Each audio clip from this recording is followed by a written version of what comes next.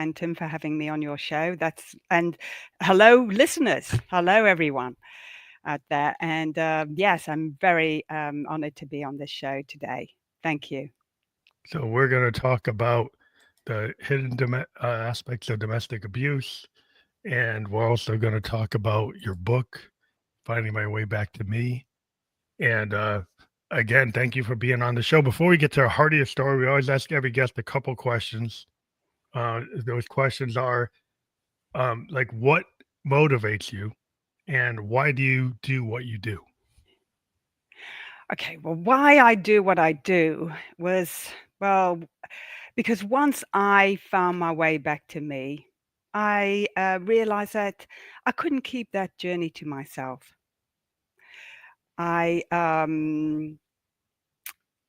through my own experience, after 17 years in an abusive marriage, my journey to freedom started when I realized that I couldn't do it anymore, that was worthy of being treated with respect, and that I wanted a better life for myself and for my children.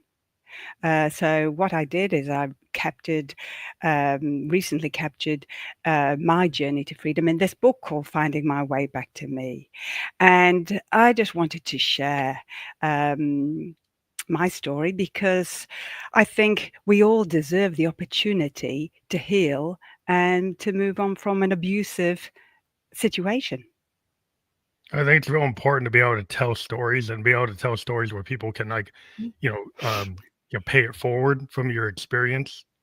And people going through things in their lives, if they're able to relay those experiences, it's like lessons learned, and it's just a good way of understanding like the things that happen in life, and like the idea, like finding your way back to yourself, finding that back to me. That's an interesting place because you're coming from this like hidden aspects of domestic abuse, and maybe we can talk about like where do you want to start with that concept of like the hidden aspects of domestic abuse? Yes, I think sometimes we just lose ourselves. And I experienced domestic abuse in a marriage for 17 years. Yet, for the longest time of that, I didn't realize that what I lived with every day was abuse. So you see, abuse takes many forms, and it is often hidden. Mm. It's not just the physical violence, it's often hidden, emotional, financial, sexual abuse. And this, whatever it is, it creates a feeling of shame in the abused. And it keeps them in a stuck state because nobody wants to be unloved and uncared for. And what happens is we sort of make excuses for our partner's behavior, yeah, rather than accept the truth that we're being abused. So that's why I really wanted to shine, more light on this issue, because my greatest hope is that people can. This story brings awareness and support to those people who are actually already living in an abusive situation. Because it seems like there's a lot of social mores about like the idea of shame, and then there's a Mm, concept of like safety, and people sometimes will stay in a codependent, toxic situation, whether it's a toxic workplace, toxic family, toxic home life, yes. because of like the social mores of like, well, outwardly that family might look like they're very together, or they're well known, or they have a reputation. And if Yeah. you challenge that, then are you gonna be like the outlaw, the outsider?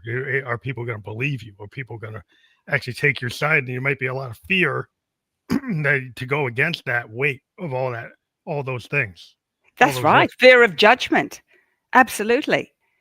Because when I look back, say to myself, well, why would I have accepted that day-to-day reality back then? Why would I have tolerated what I know now to be emotional and financial abuse? And I think the short answer to that is that because abuse took control over my world. Yeah, Mhm. I had no longer um, a reference point And that's it. If you independence. don't longer have a reference point of what it feels like to be treated with dignity and respect, Oh, you get tunnel vision. You're kind of yeah, stuck in a narrow lane. yeah. So it becomes your new normal. Yeah. So it becomes normal to be yelled at. It becomes normal to be told you're stupid, normal to never be consulted on any decisions. Yeah. But And that really, when you get to it, the deeper answer to that is because, well, I had grown to believe that I deserve to be treated that way. now, do you feel like your did your family life kind of prime you to be able to be more susceptible to somebody, for this situation to be kind of pigeonholed in this lane of Yeah. of of not being able to be independent? Was it kind of expected that you Yes. you weren't gonna be like your own self, that you weren't gonna have your own vision, that you were gonna be tied to someone else's vision? Yeah, I think what happened, this happens gradually. It grows slowly. It's not a thing that happens overnight. It's Mhm. a slow abuse grows slowly. Well, in my case, it did. So what started off as one incident of disrespect became two and three until eventually it became the way I lived. So when I look back, I had stopped seeing friends because from the early days, because my husband didn't like it. Because no, it took away my role as a mother and as a wife. So, yet, you know, with that isolation and the different perspective others might have given me, the biggest problem, I think, was the way I interpreted the signs of love. Yeah. Mm. So when I got married, I was convinced of one thing, that my husband loved me. When he called me 12 times a day, yeah, to find out where I was, what I was doing, when I'd be home, to me, it showed me that he loved me. In my mind, he loved me and he cared for me. When Also, when he criticized the friends I was with, on the early times of when we were together, I thought he was concerned for my well-being. Mm. So, I think what happened so in truth, I had to believe that I was loved. And this is what happens. We need to believe that we're loved and we're cared for. Yeah, because the alternative was unthinkable to me. It was like rendering my life meaninglessly. So, as my husband's behavior deteriorated, I made excuses. Yeah, rather than accept the truth that what I actually thought was love and a protective nature was just control and abuse. So they're trying to make it just to have a total kind of top-down control over you. Yeah, You felt as care and loving and concern, but it was actually limiting, like, your social network, limiting your I think we're talking about your finances, maybe controlling what you could do with money, yeah, controlling what you could do with, even, like, what you wanted to do. What are you limiting, like, things that could you go on and, like, have, yes, like, things outside of their home, or you were, like, limited to just being, like, within his control space? yes. So then what happens is that the emotional abuse enables the financial abuse as well, in my case. Yeah.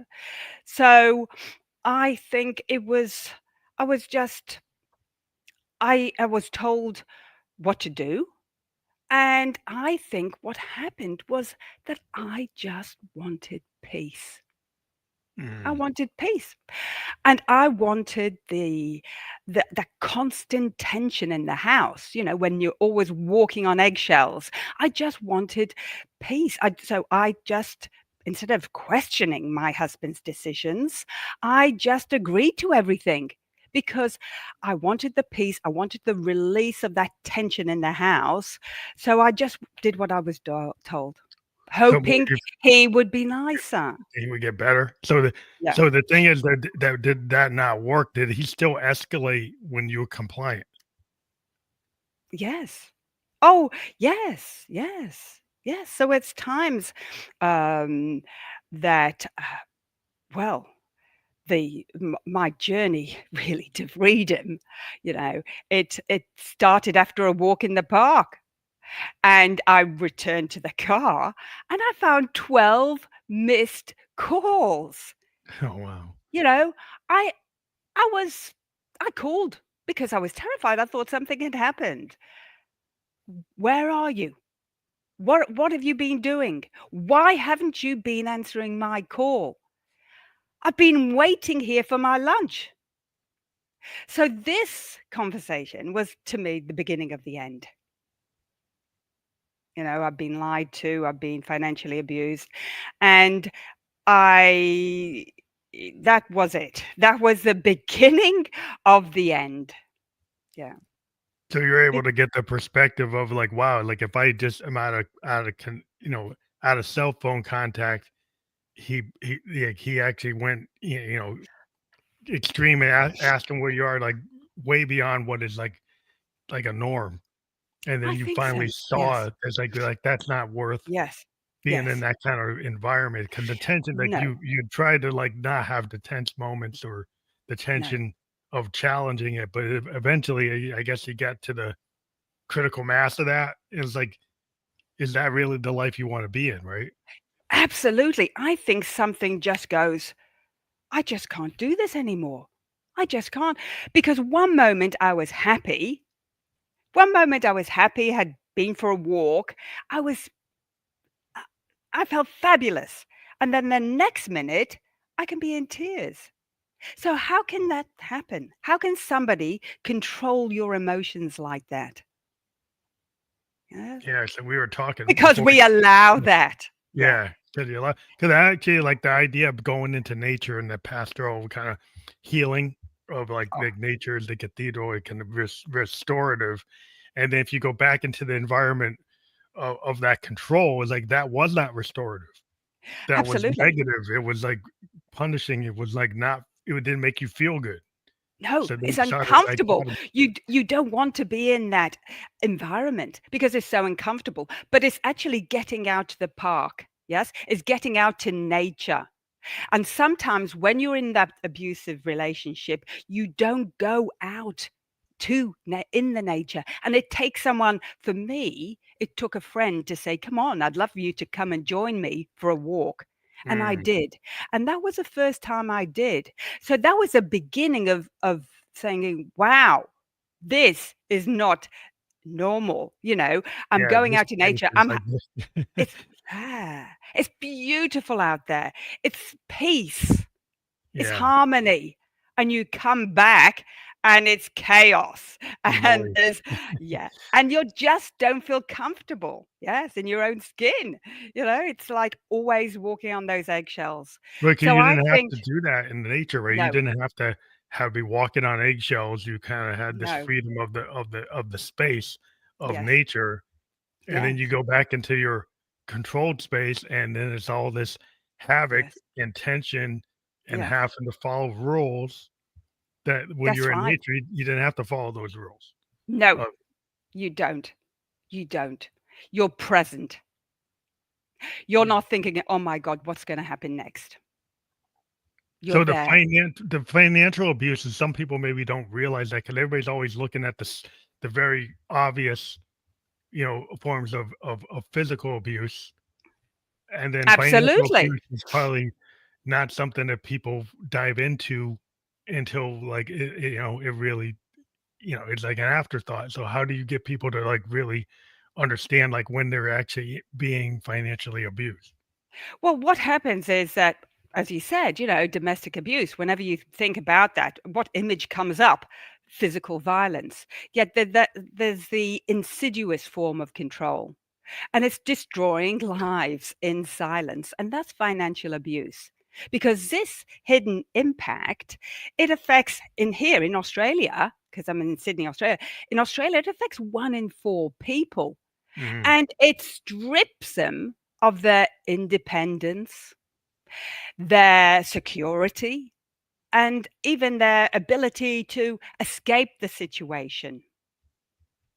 And the emotional and, as we said, and the social consequences of financial abuse, they still remain unseen and unaddressed. Many survivors, like I was a survivor, we suffer in silence because, as we said before, fear of judgment, the lack of resources, societal stigma.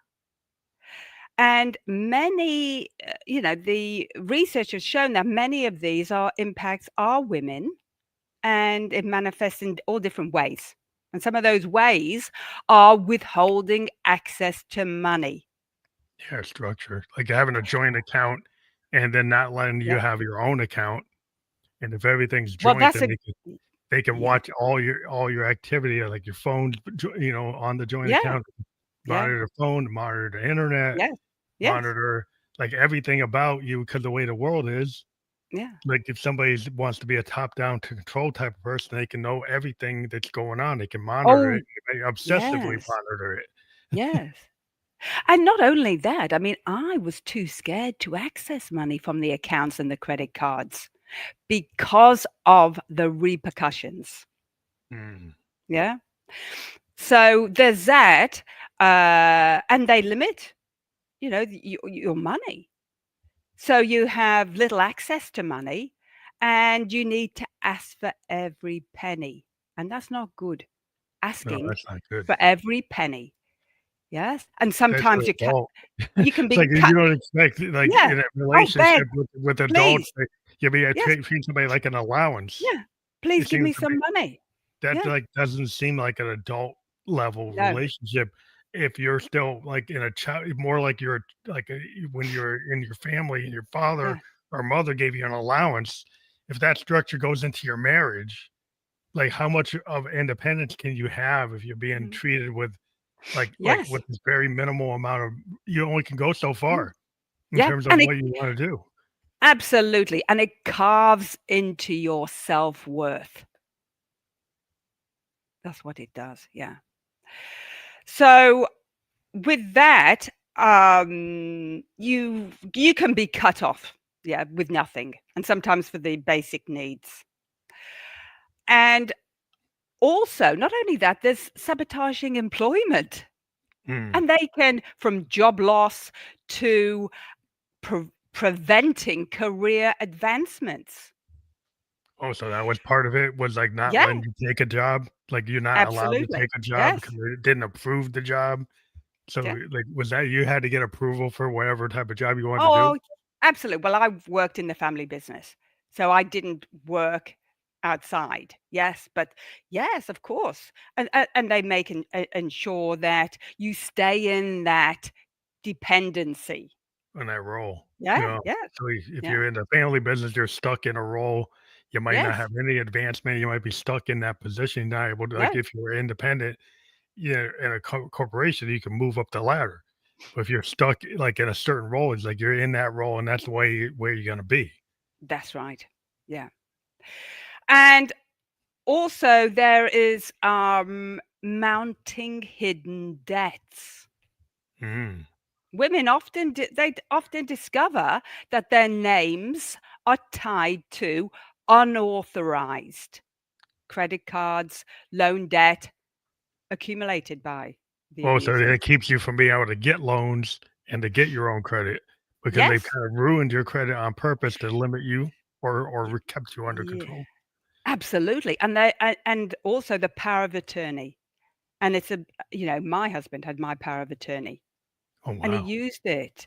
Yes. So it's important. Those things and because of the economic isolation where you're limited, you be limiting education and the financial literacy of what's going on. Yeah, did they Yes. kinda Did they deceive Yes. you to get the power of attorney? Did they tell you what Yes. they Well, were you doing? don't know what's happening in that financial that, and this is what how abuse is trapped. They trap women in that cycle of financial dependency. But He's very studies old world. here, oh, Seems like you know, because I was watching some movie about like the 1950s, and there was a woman trying yes, to sell her car that was in her name, and she mhm, tried to sell it, and they said they couldn't sell it because they had to get her husband's approval, and she was yeah, trying to divorce her husband, but she couldn't. Like she was divorcing him, but the car was in her name, but like somehow the mhm, husband in that age had to approve even a yes, car in her own name. and that well, yes, yeah. You see, things have changed a little bit, but not so much. But the yes, and the studies at the UNSW here in Sydney show that it's a big problem, the hidden nature of financial abuse. And even now, because we don't have a clear definition of what financial abuse is, yeah, there are no consistent and accurate measures. So if So, somebody is has like an economic empire and they've got it structured yeah, with like, you know, power of attorney and like all kinds of legal agreements, if they can keep that kind of fuzzy within the construct of all that legal structure, they can keep people under control, keep your spouse yeah, under control. If you don't get the literacy or you don't have access to the lawyer. Like, yeah, if you you can't need to talk have to the that. lawyer to be Yeah. able to change the aspects of it, you're not equal partner, and somehow everything has to go through your husband, and you have no say in any of the legal paperwork, then you're Yeah, not that's really right. you're then you could be in the subject of financial abuse because you can have Yes. no way to control what's going on. No. And also another challenge is because of the gendered nature of managing the family finances. Mm, And for it to be identified, the victims must identify as being abused, financially abused. and then So how do you that's a do that if you thing. don't have Yes. access to money? If you don't have access to No, get a lawyer to no, kinda challenge the scenario because you're being limited, then, like, how can you prove absolutely. it? You can't What do prove it you if you do? can't get the lawyer to help you. No, no. So it's a very difficult situation with that, yes. And, those are the alarm bells. There's some alarm bells for abuse. You aren't treated as an equal and your opinion doesn't count. Yeah. Is it? Yeah. And So, when you're like, in shamed convers regularly.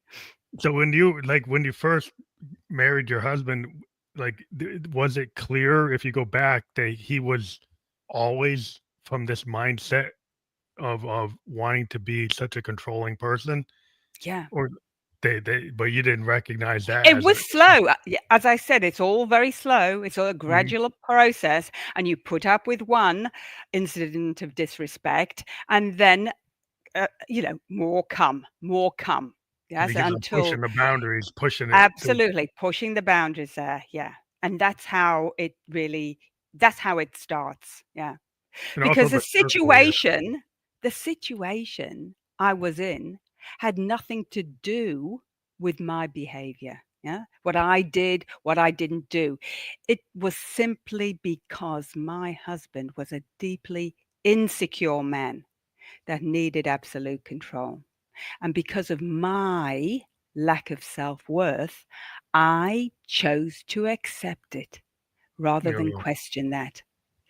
So it's both looking up at my self worth, my lack of self worth. so a kind of a codependent relationship of maybe 2 people that weren't really Secure. compatible, given that nature of, like, if he's deeply insecure and is gonna act in a way Yes. to, like, kind of prey on your insecurities, like, your own not being having self-worth, then it just becomes this dynamic situation of, like, you're not getting what you want. No, He's probably not absolutely. getting what he wants either, so it's both kinda going Yes. sideways. Yes. You're both not taking responsibility. for yourself, Yeah. It's like both of everything. you. Yes. Yeah, everything's kind of dependent on the Yeah. other instead of like being able to have the conversation. And could you even have the conversation at any time to, be able to express what you want and have it accepted? No, because you're too scared. Hmm. You just want peace. You just want peace. You don't want tension in the house. You want peace. So you don't question anything. That's what happens. Mm? And in this situation, there's And no way to kind of recover if that like your husband was never in the mindset that he wanted to hear no, what was going on, and he was willing to maybe understand and change, that he wasn't of the type of person that no, could change. no. You've both got to do it together. You know, counseling, whatever it takes to both be uh, healing together. Yes. Really to make a difference, because when you're controlling, when you're an abuser, then you know it all. A lot of them know it all and they don't want to be told. Yeah, They don't. They yeah, really don't. that's a very Yeah. top down. We're like Yeah. living in a world of people who want to, like in the States right now, we have people that want to go back to like the 1950s or the Mm. 1750s. Like there's a Yeah. mindset that they want to go back. Mm, Like the whole idea of it is when a certain group of people, which are like men, had control over everything and people mm, didn't like mm, challenge what they decided. mm, mm. So they're the decider. So they want to be the decider for everything. They And if like the power. yeah, and if it's like they're crowing across, like if the other wants it, that's not right. I make the decision. Yeah. And it's going from like a microcosm level of like what's in a family, what's in a like personal relationship in a marriage, Yeah. to like a societal relationship where you have all this dysfunction Yeah. of That's like right. so you can grow Yes. from the family to the society, and you have these societal structures that have the same kind of toxicity Mm. as the marriage. It's just I Yeah. think we're kind of all going through it because like, okay, could we have some insecure men? The power is within us all. Yes. The power is with us. It's not about taking control over anyone. It's about having your own personal power. Yes, within you. Mm? And that's important. And it's important to put yourself number one. It's start by doing that, because then you're there to help other people, not rely on the other person.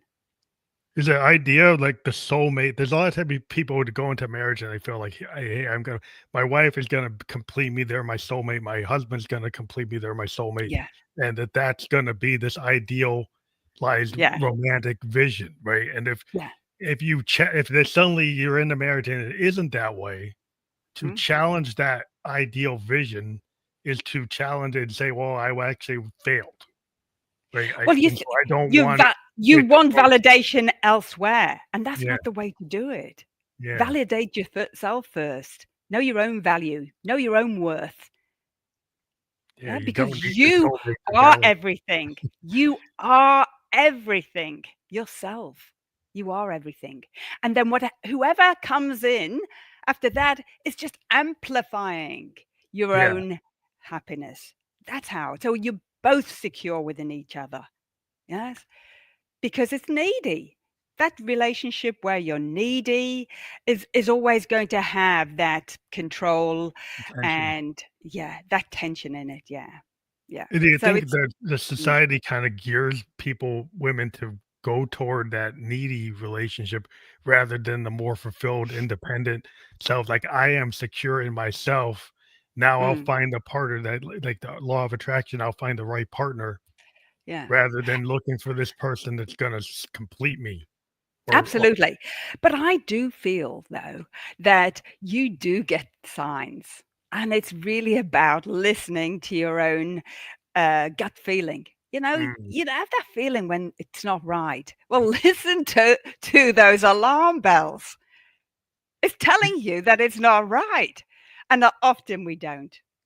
Do you find Often there we just was ignore those. I did. I did had you those. did you find Mm. there was any peer pressure from anybody outside of yourself to, like, stay in it, or was it all, like, your own pressure to stay? Look, I think it's, the children. I think you want to stay because of the children, and I think, "What are you doing staying for the children?" Because that what we teach our children in that situation is that love equals abuse. Yeah, so that's And not and and my primary motivation for leaving the marriage was to show my children the importance of self-respect. So, I think that and the impacts it has on the children, but you don't want to, um, show that, that's a way to, that's not a happy marriage.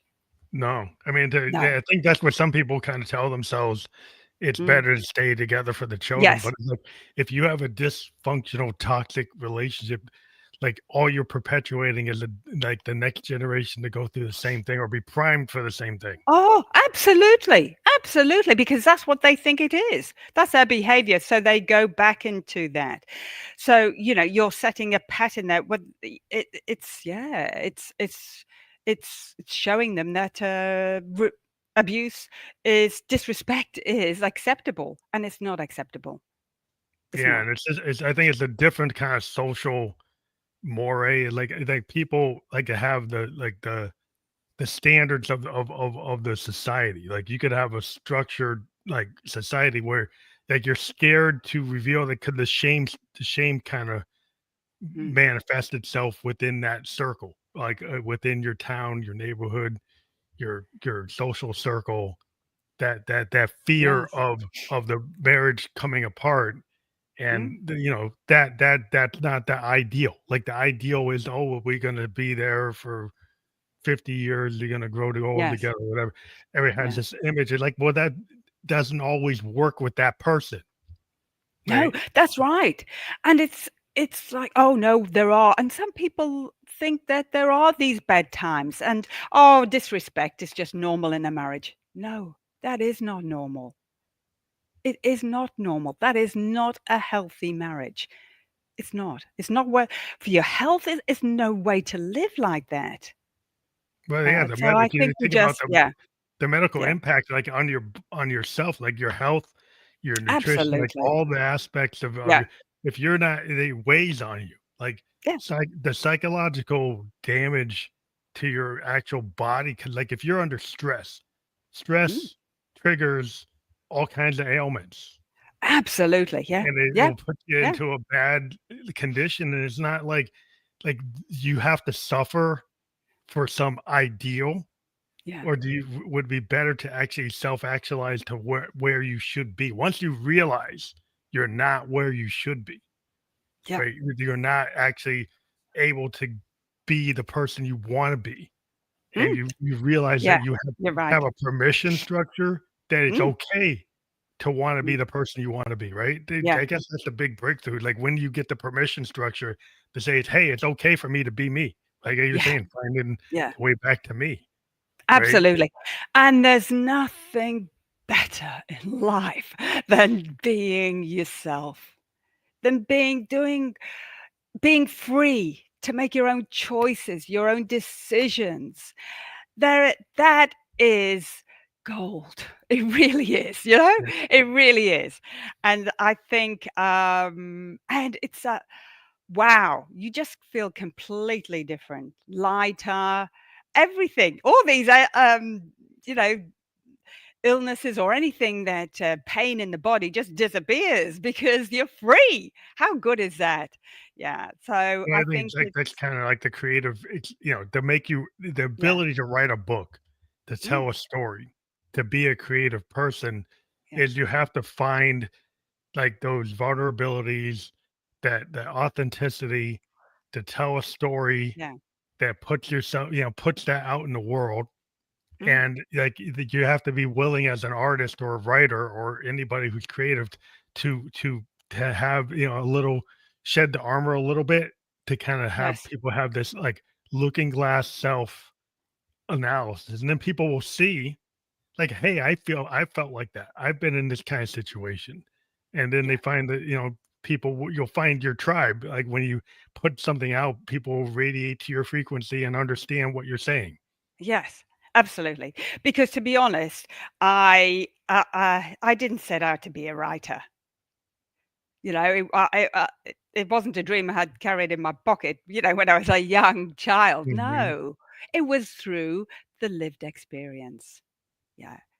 And because I wanted to share it. I wanted to share it because I wanted to break the silence. And I think, breaking the silence, um, and sharing, this is what happens.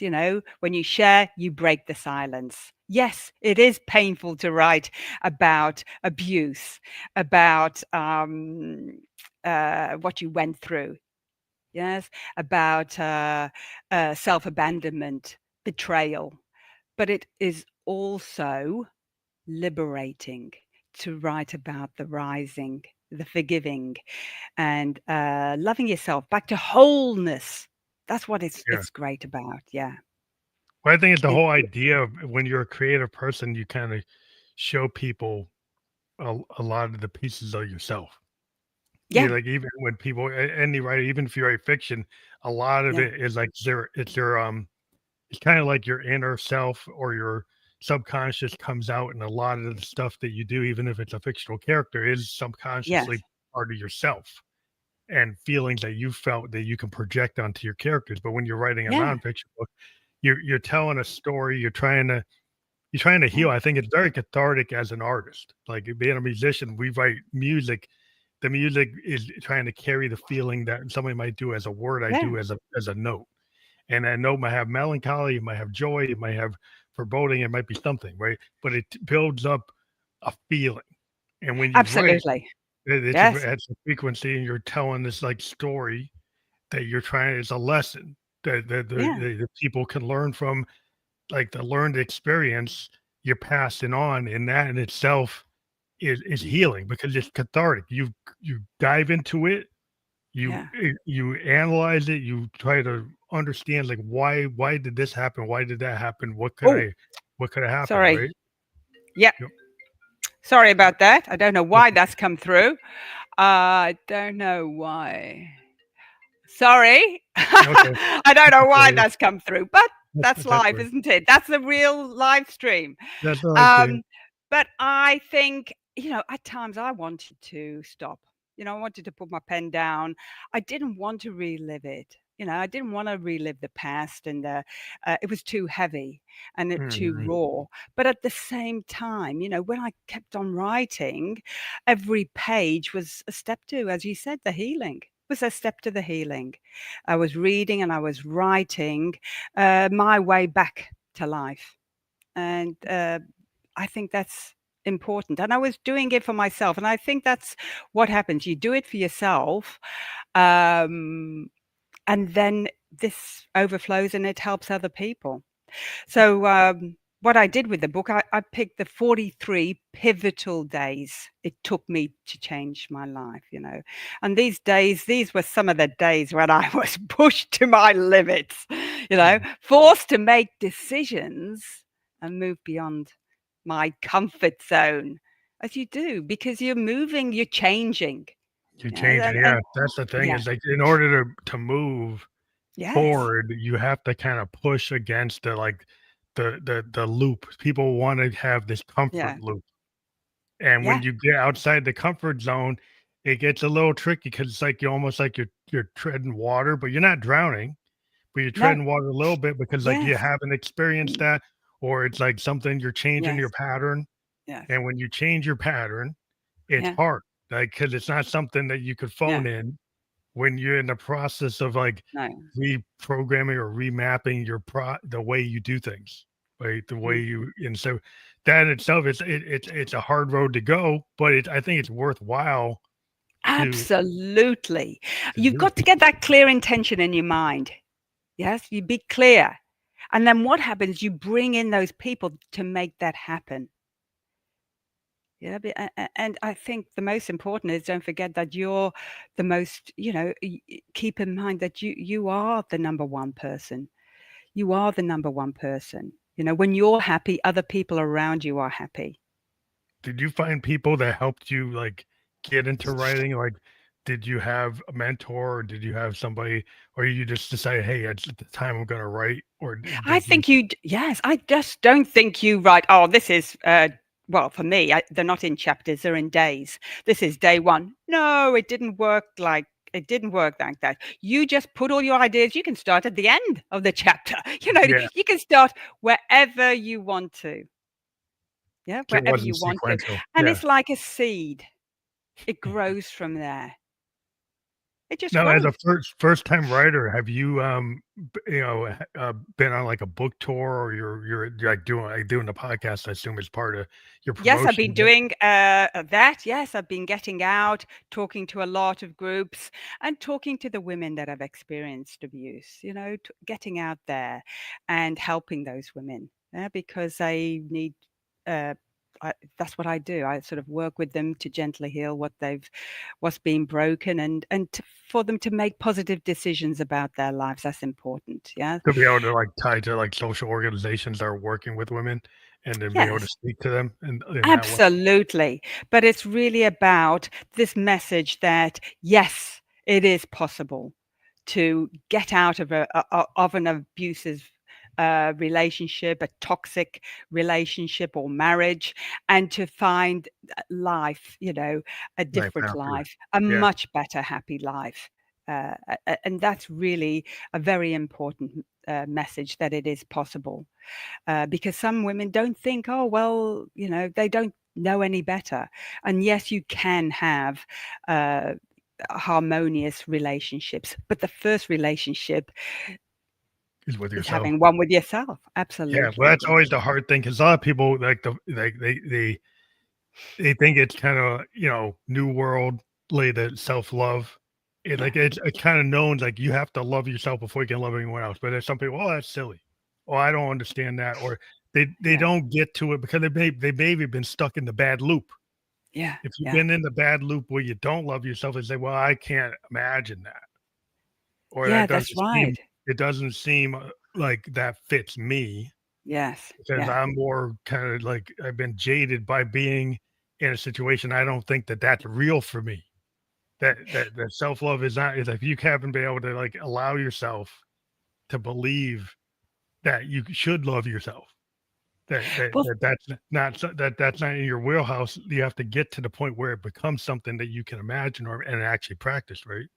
yeah.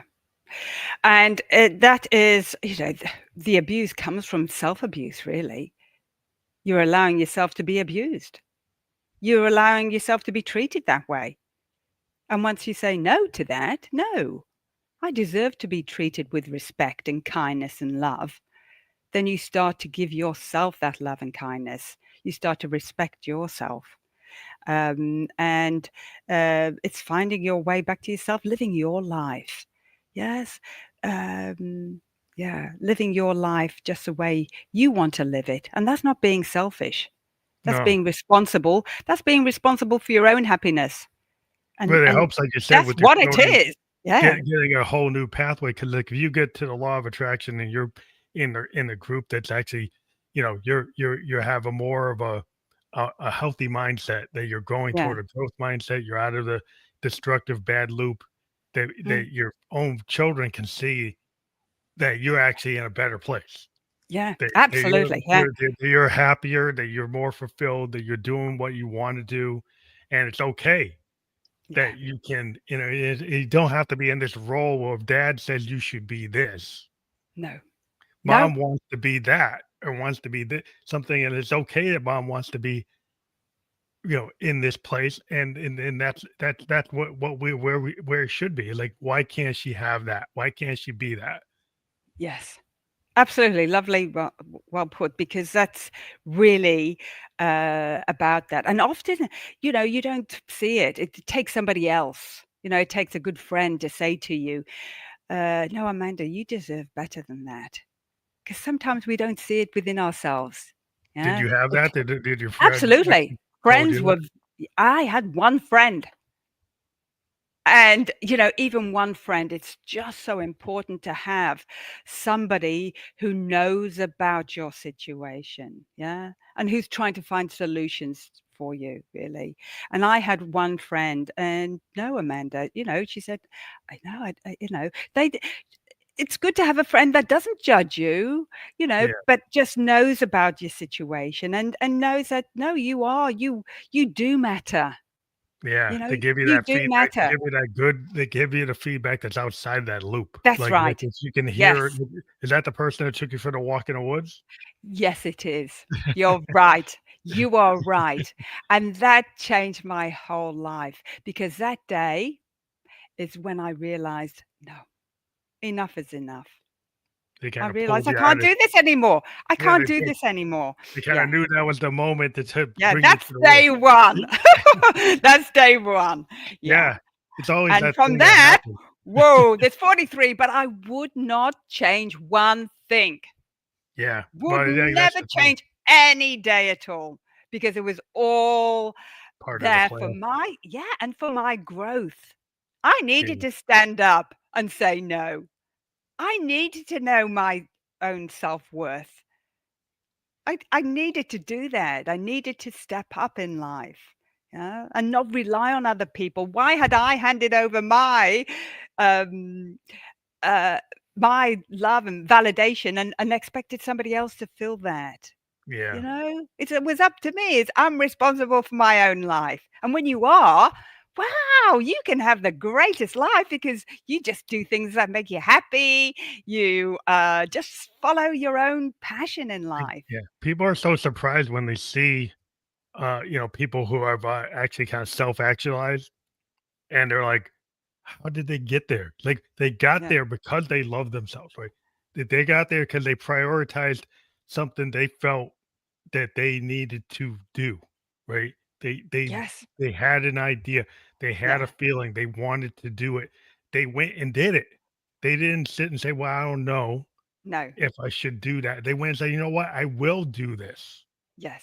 And And it and that's a yeah. hard sometimes a hard road to get to the point where you actually say that you're actually gonna go do it. Absolutely. But if you've got that in your mind and yeah, this is what I want. I want happiness. I just want to be happy. I want peace. That's all you need to have in your mind. And then you're going for that. It's not difficult. It's Yeah. easy. Okay, I'm going to go to the park more. I knew I needed to get to that park. That wasn't going to be the last time I went to that park because Yeah. that's where I had peace. They had the That's peace, like, where you I get to do the thing that yeah, makes you yeah, because so many yeah, people get stuck in, like I say, the bad loop. They're stuck yeah. in the thing that, they're used to doing it, but it's not getting them anywhere, No, right? That it no. keeps on giving them the same result until they actually discover, like, the thing that maybe I'm comfortable going on I'm not so comfortable deciding to go to the park for the first time, but then I go, and then I realize, like, this is actually a lot better than what I was doing. That, Yes. to decide to first Yeah. day I ever did mountain biking, to actually have to go down that creek bed.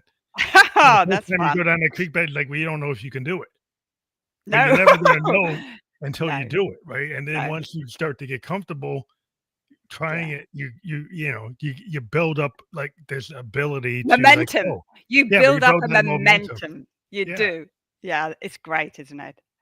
yeah, It's to just great. understand that you can do it, you can stay on Yeah. track, you can build up your ambitions and where you need to be, and it does start with the self-love, which a lot of people Yes. might not be keen on, but that's where it starts, and it's like they Mm, might go through a lot trying to get to the same place, mm. but it's always gonna start with that idea It of, is. like, self-love, right?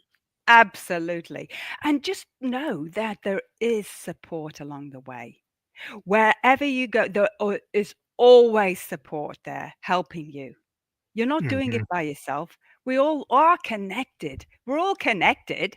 We're not attached. No, Yeah, but we're yeah. connected to one another. So there's always people there to help you along the journey. Yeah. And it's just amazing, to grow, to see yourself blossom really, because you're coming out and you're blossoming in the world Have you in your thought of journey. doing an audiobook for your book? I haven't as yet, but that could be an idea. Fantastic. I might consider Because there's that. a Yeah, there's a whole like group of readers today that's how they actually consume, because of the way the world is so techy, yeah, that people consume books through audio, and you can get to an audience that wouldn't have bought the physical book to read it, but they'll yeah, actually listen to it. And your story is so great, and your voice would be great for you to narrate your own audiobook. I mean, I've talked to people. It's like, well, I got to have a voice actor, but like when it's a nonfiction book and it's your story, sometimes it's really good to have your own voice do it. yes. Well, that's an idea. Yes, it is. Well, my book, it's a short read. It's a powerful read because it's a reminder But that that works today because we people's all attention spans are deserve. short. Yeah, it's a reminder that we all deserve respect and kindness. We really do. Yes. And and yeah, so I'd love it. I think I might consider that, doing an audio book. Because some people find it hard, and especially if you're in a situation like that, in an abusive situation, to actually have a book around, where are you going to hide it? Yeah. So that is a Yeah, this great might be a option. good strategy for people who Yeah, wanna it get is. this and be able to listen to it on their phone, and nobody would really know they're reading the book, they're actually Yeah, getting the yeah, that's a good strategy. I hadn't thought about that, but that when you yeah. brought it up, I think well, I'm glad I put the idea in the world, but, now That's I right. see Well, you see, all the ideas, they come from the podcast as well, don't they? You know what I mean? We're always thinking, and that's why it's so important to get to the park, because you can think your thoughts, the worries have left, and other things, new solutions, new ideas come in when you're at the park. Amazing things when you're yeah, out in nature. Whether it's no, I at the love it. park, mountain bike riding like you do, wherever you are, it's really important, yeah, to have that, to get out of that chaos and clutter, and to get into the beautiful place of nature, because that became my quiet therapist. Yeah, you're restored like, It nature did. restored you. Well, I It think did. it's It really did. when Yeah. people say to take your shoes off and put your feet on the grass and, touch the earth. I mean, that's a whole nother Yeah. thing, but it's very restorative to kinda get out of this kinda, world that's so, like, city or mechanical or Mm, electronic world where people are just, like, plugged in, to kinda unplug and get yeah. out in the actual on the earth, in the earth, Yeah. and, feel it, and it can restore, like, all the things that were kinda not feeling right. You can start to feel something that actually will feel right. Absolutely. And if you can make that a regular thing, getting out in nature, things will happen. Things will change. Yeah, a shift will happen. Yeah, it's it's important. It was my start That's to exactly right. finding my way back to me. Yep, That's how it that's the book, happened. and that's That's the how book it again, is happened. Fighting My Way Back to Me, and Yeah, then we've got your link to your website, yeah, and you can amandajscott.com. receive absolutely amandajscott.com, and there, you can receive, blog updates, or you can find the book, Finding My Way Back to Me, and that's available on all of, the different platforms there. And, it's as I said, an easy read, because you want something easy, Oh, yeah. yeah, it's an easy read, but, mm, powerful. It'll move you.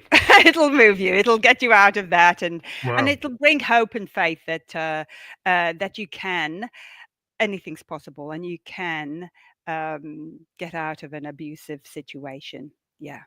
Well, I think that's what people, everybody needs a little bit of a push sometimes, and something with a book that you can it's an easy Yeah. read and tells a good story in terms of Yes. how you were able to do it. I think that like paying it forward is real important. And I would just say, like, we're at the end of our show today, but if you that link will be fully clickable. We've been live on Lovely. Facebook, LinkedIn, and YouTube. We will be on multiple channels like Apple Podcasts, Spotify, Amazon, iHeartRadio by tomorrow. And that link that we see there, you can't click on it now, but as soon as we're off the air on Facebook, LinkedIn, and YouTube, you'll be able to click through on it. And we do encourage people who watch the podcast to click on the link the URLs that we provide so you can get the further information if you want to pick up the book. Then you can collect there, Lovely. or you go on all the places, like you said, the providers that offer books.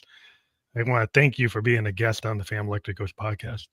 Thank you, Phantom. It has been a lot of fun and it's been lovely to talk to you and your listeners as well. I wish you all the very best out there and have fun in life. That's what it's Thank you. about. Right, Thank when you have you. another book, come on the show. If you write another one, let Oh, us I'd know. love to. I'd love to. I'd love to. I will do, Phantom. I'd love to come on the show. Okay. Thank you. Thank you. Bye. Bye bye. Bye. Bye.